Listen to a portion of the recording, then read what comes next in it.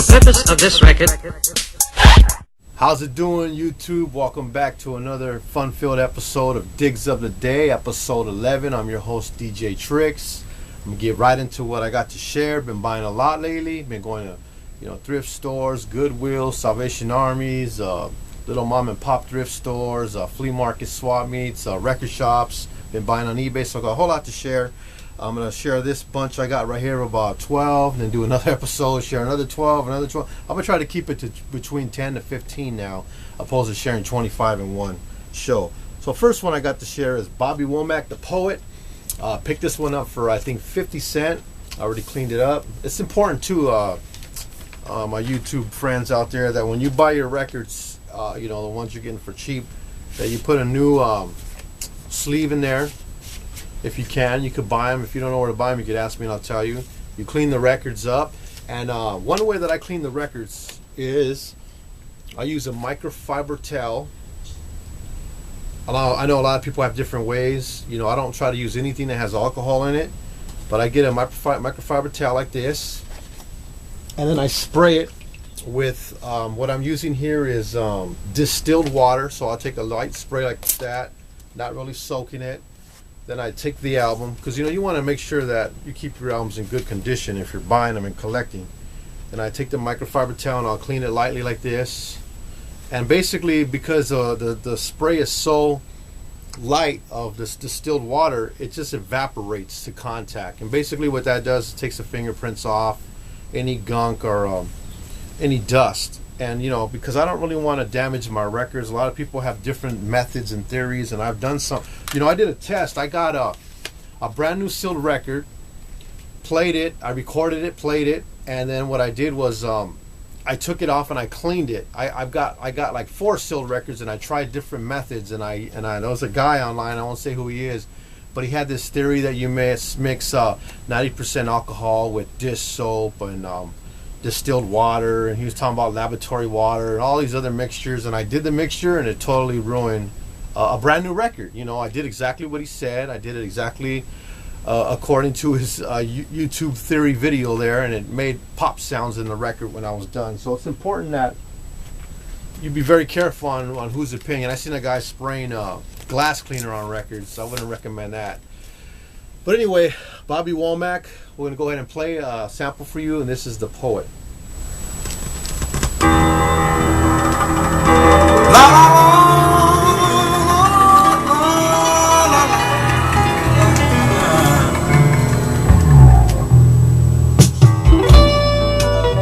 see, I like all kind of music. No favorites. But everything's got to happen in its own space and time.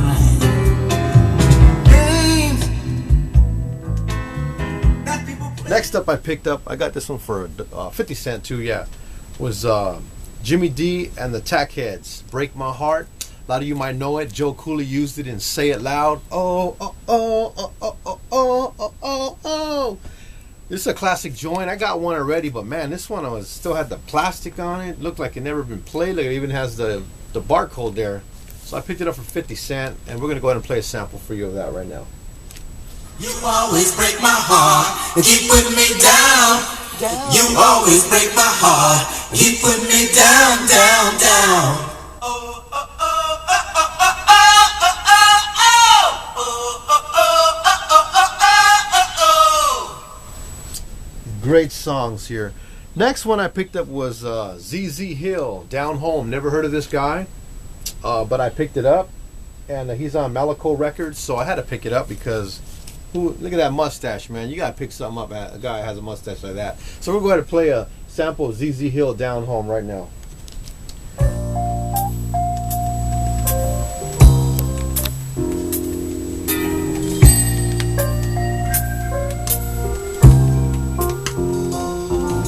Cheating in the next room, making plans to meet him soon. Talking softly on the telephone, making plans to meet him somewhere now. Good stuff, good stuff. Next up I picked up was, and I got this one for 50 cents, The Temptations, man. This is I don't even have this one. It has 3 albums in it, and the albums are in really good condition, if you can see there. So now I got the Temptations complete. I probably got Temptations completed set already on. I got I bought this one too here. Look, got this one for 50 cents. Oh, this is Marvin Gaye anthology. I thought I got the Temptations anthology. Well, I have the Temptations anthology, but now I got this one here. It's got all their good songs on there. It's Summer, My Girl, I Wish It Would Rain, everything on this one here. And if you guys never seen the movie on the Temptations, you got to check it out. It's a crazy movie. Never knew that a name like a group named Temptations would actually go through so many temptations in life. But I picked it up for 50 cents. I won't share it with you guys. Or was it $1? I got to double check. Because you guys know Temptations music. But be on the lookout for stuff like this. Even though you probably say, man, I ain't buying that. Man, for $1, for 50 cents? Why pass that up? Next up I picked up was the Marvin Gaye anthology, which I already have. But man, look at how clean this one is. Finding this at a flea market for $1? Look at that, man. That thing is clean, man. The albums are in good condition. I had to get this one, man. These are the types of things you go into a mom and pop record shop or FYE or a local mall, because malls are selling records, man. They'll try to sell you this thing for $36, man. Shoot, man. I got it for $1, man. Less than $1, because the guy gave me like 6 records for like $4. So that was a good deal. Got it at a flea market. Another one I picked up was Diana Ross anthology. I have this one already too, but it's not in this good condition, so I put a plastic on it already. I'm going to try to get all the anthologies on Motown, try to complete those. I won't play a snippet. You all know who that is. I also found this one here. It didn't have a cover, but I got it anyway because I don't have this one. It's Funkadelic, Tales of Kid Funkadelic. It didn't have a cover, but I ain't tripping, man. You know what I mean? Like, this is one of those things I might want to just throw on and maybe try to sample something off of it. I'm going to play a sample for you of Funkadelic, Tales of a Kid Funkadelic right now.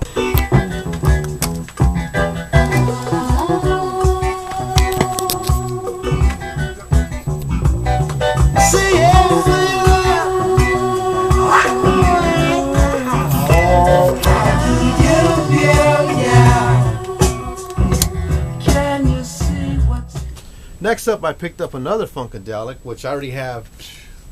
How many of these do I got right here? Shoot, man, I think I got 3 or 4 of these already.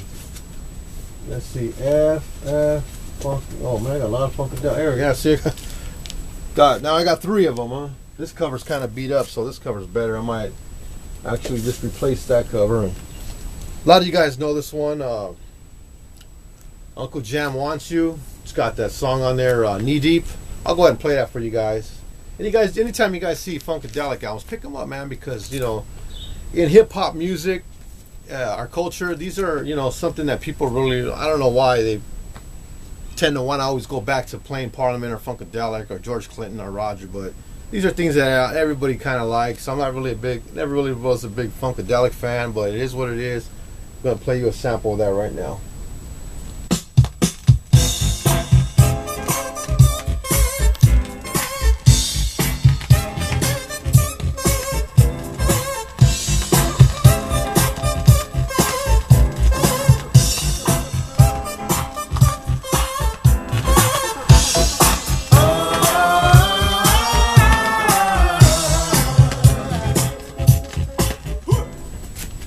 Next up I picked up was Admad Jamal with Strings, Rhapsody. I don't know if this is even him playing. I'm going to have to read the back here.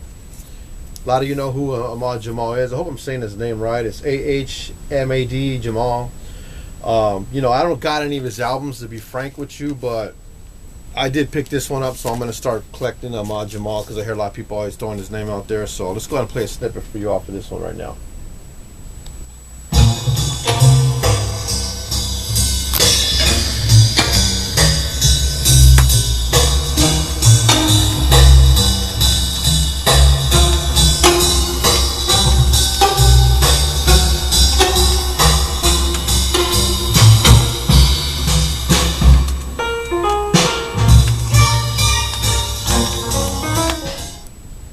Next up I picked up was Grant Green, Alive.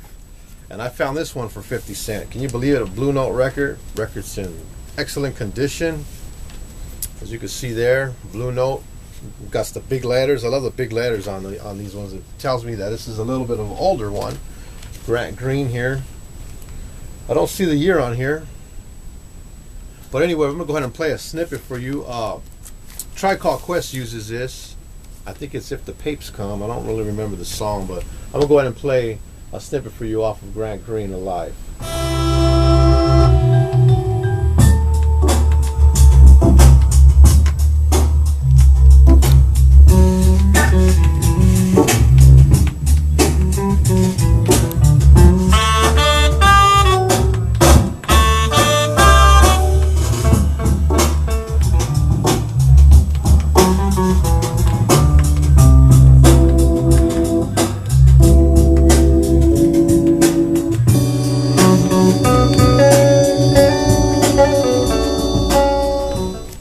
Fantastic there. Next up I picked up was Donald Byrd, Street Lady. I already have two of these, but anytime I see Donald Byrd, I'm gonna pick it up again, just in case I want to, give it away to someone or sell it. I got this one for 50 cents at a flea market too. It's on Blue Note. Record's in cool condition. I'm gonna go ahead and play a snippet for you off of this. Another one is Donald Byrd. I'm always looking for Donald Byrd stuff. If I can find anything Donald Byrd, I'm buying it.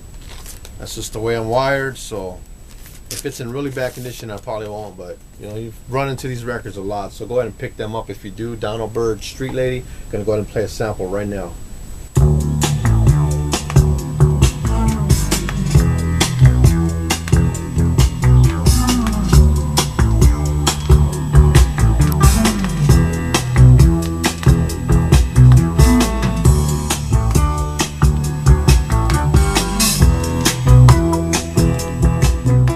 Next up today I picked up was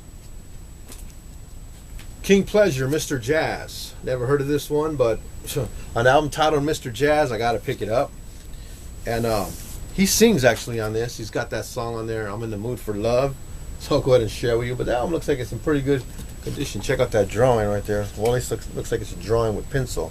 Nice album. I got it for 50 cents again at a flea market. So I'm gonna go ahead and play a snippet from you from off of King Pleasure, Mr. Jazz. There I go. Pretty baby, you are the soul who snaps my control. Such a funny thing, but every time you're near me, I never can be. You give me a smile and then I'm wrapped up in your magic. There's music all around me, crazy music. Next up, I picked up a rap record. If any of you guys know, I'm an avid collector of 80s rap. And I never had If I Rule the World by Kurtis Blow. So I'm glad to add this one to my collection of hip-hop. Anytime you find a 12-inch with a picture, especially of someone like Kurtis Blow, I'm not really fond of 90s rap. I know a lot of people collect 90s rap, but where my heart is at, it's the 80s rap, New York rap mostly, as well as some old West Coast rap. And also Baltimore and Chicago and places like that. Philly, obviously, the 80s rap is spectacular. So you always want to pick up anything that is 80s, especially if it has a cover like this, not just a profile cover with the hole in the middle. Anytime you see something like that, go ahead and pick it up. And I'm going to go ahead and play. This is actually 1985. He actually sang the song If I Rule the World on the movie Crush Groove. If you've never seen Crush Groove, got to check it out, man. It kind of tells the story of the way hip-hop was in the beginning, somewhat of the story, but interesting movie. Fat Boys are on there. Have a snippet with the Beastie Boys, New Edition, Sheila E's on there. A lot of you know who Sheila E is. Got a lot of great albums. Her dad too. But we're going to go ahead and play a snippet of Kurtis Blow, If I Rule the World. The world knows that the king was in town. As I ride, the crowd starts to cheer, and then someone yell out, "The king is here!" So we're headed to the stage to make us speak about the new style of living out we're gonna do.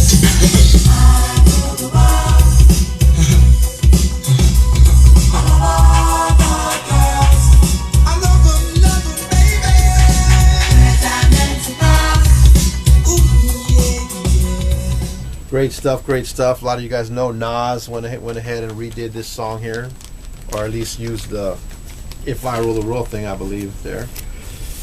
Lastly, I found this one at a thrift shop. Is the original master recording of the Beatles' White Album. And I was pretty surprised that I actually found this album there. I'm not really gonna play this for you because there's a lot of talk about albums like this being satanic. I don't know how much that's true. So I do like the Beatles' early recordings, you know, Twist and Shout, I Do Love You, things like that, things of that nature. But their later stuff like Sgt. Pepper's Lonely Heart Club Band and things like this, I tend to stay away from, even though these are very highly collectible albums, especially when you find an album that is in this good condition, got the rice paper in there, and it was only $1. And it's trippy because the store I bought it, all albums there are 99 cents, and the guy had a sticker price on there for $5.99. And I was like, hey man, what's up with the $5.99, man? And he's a Christian guy, and he's like, no, that album's a collector's item, brother, man. That album is $5.99. I go, bro, your sign up there says all albums 99 cents, you know. He goes, no, that album's $5.99, bro. But if you don't want to buy it, don't buy it. Someone else will buy it. So when I was there, he told me that another guy was in there, just bought 2 Beatles albums, 2 Rolling Stone albums, and Jimi Hendrix album. And this one, I guess he let slip because people go into these stores, man, and they're like hogs, man. They're like hungry, man. They're like fat man in a hungry man, you know, all you could eat buffet line, man, trying to buy these albums, man. People fighting over these kind of albums, man, because they're so highly collectible. An album like this, I actually did pay $1 for it. I'll get to that in a second, but an album like this kind of album here could go roughly for $50, $40, $30, man, depending on you know who's buying it and the condition that it's in and the press number and things like that. But I told the guy, man, all your albums are 99 cents. Man, you can't sell me this for $5.99, you know, $6, which I was willing to pay $6 for it, because I also got an Ella Fitzgerald, I believe it is, album that he wanted $5.99. So I got up to the counter, and the girl says 99 cents. I know the girl real good there, and she's like, I go, actually, the guy back there, and he's a Christian, he said that I have to pay $6 for that. She goes, oh, bull, man, these albums are 99 cents each. You know, she told me that. I go, okay, well, he told me they were $5.99. I'm just telling you, no, you can't do that. Felt kind of bad, but I got it for, it is what it is. That's what the store sells them for, $1. So I got this album for 99 cents, or $1. The Beatles White Album. That completes Digs of the Day, episode number 11. You know, be cautious when you go into record shops, or you know, thrift shops and flea markets, because they know that people are out there hungry for albums, and they're going to try to charge you an arm and a leg for these, because they know that, or at least they think that you're probably buying them to resell. I don't know if you're buying them to resell, but if you're like me, you're buying them to add to your collection of what you have already, like I do. And you know, just be aware of that. You know, if you're ever at flea markets, you know, swap meets, you know, they try to sell them for $1 each. Some guy try to sell them for 20 each. Albums like that. I was like, what? Are you out of your mind? These albums ain't worth $20 each unless they're sealed. Don't buy them, then. Don't buy them. Starts yelling at me and stuff. I'm like, all right, I ain't gonna buy them. You keep them. I try to tell him I'm in the wrong. I'll bring my albums out here and sell them for $20 each. He tried to tell me he sold a record for $200 earlier that morning. I'm like, yeah, right. $200. Come on. What was it? You know, I don't know. Just whatever, man. So yeah, be cautious when you're buying stuff. You know, don't be like, oh my gosh, look what I found. Whoa, because they're gonna look at it and go, all right, I'm charging that guy $10 for that album. Just be like, play nonchalant. Yeah, you know. What I do is when guys want $1 for an album, I pick up a stack like this. I go, $3. You know, I got about what, 7 rounds. Give me $3 for this. Hold the money out. $3. They'll be like, nah, they're $1 each. Let me see how many you have. 1, 2, 3, 4, 5, 7. Give me 5. $3, man. Take it here. Take the albums back home, me, man. I'm not paying 5 for these. Take the albums back home. Go ahead, man. All right, give me $3. So I try doing that a lot, and they, you know, because they don't care about the albums. They get them. They bid on storages and get these albums usually, man. You know, they find them in dumpsters. You know, they don't care about the albums. You know, unless obviously it's a collector trying to make money. But he knows what avenues to go to sell your albums. You go to record dealers. You know, you don't go sell these at thrift stores, or you don't give these at thrift stores, or you know, for a tax write-off. You know, anyway. You know, DJ Tricks, Digs of the Day, episode 11, man. Glad to have you guys watching. Comment below if you have anything. Let us know about these albums, man. Glad to have you watching, man. Had a good time sharing. Gonna do episode 12 next, so keep on the lookout for more, man, and just continue digging.